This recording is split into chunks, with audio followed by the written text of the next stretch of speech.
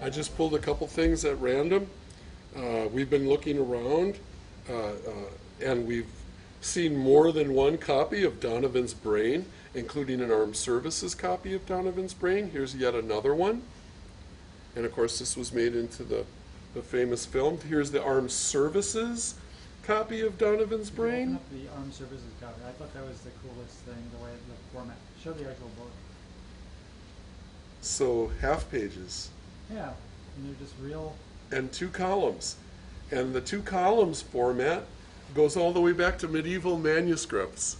Oh. So this is one of the oldest possible formats. You always see the Bible written in 2 columns, and many, many other medieval manuscripts going all the way back to, you know, the 13th century and beyond.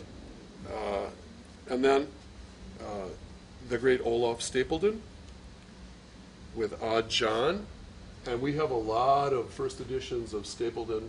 I just saw Last and First Men, too. Here's Last and First Men. Let me put these back. And I'll show that to you.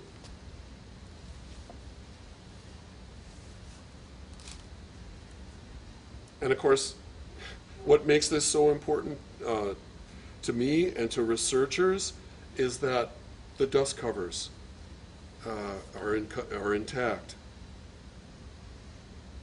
$2.50 for a hardcover book from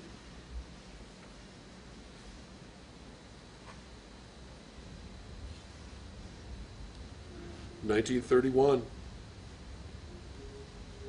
Now this is American, so I'm imagining that this is probably the first American edition.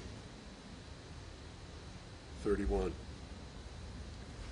And then every famous name in science fiction going all the way back into the 19th century is here. The Radiophone Boys, and this would be, you know, a young boys book, very much in the mold of Tom Corbett or Tom Swift, the Hardy Boys. So these are the Radiophone Boys in an adventure called The Flying Sub. And when were they thinking about flying subs? They were thinking about flying subs in 1925.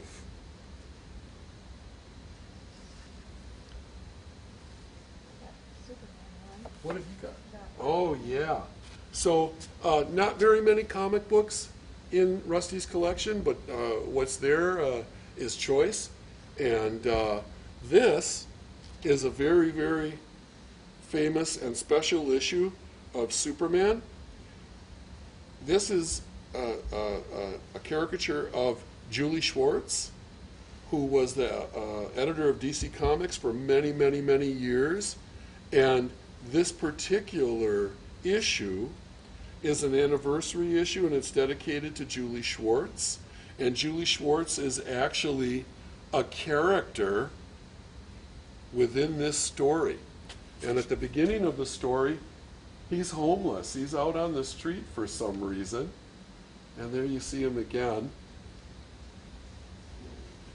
But this was an issue that was put together by a lot of different writers and different illustrators as sort of a homage to Julie Schwartz. So there's some good ones in among the comics.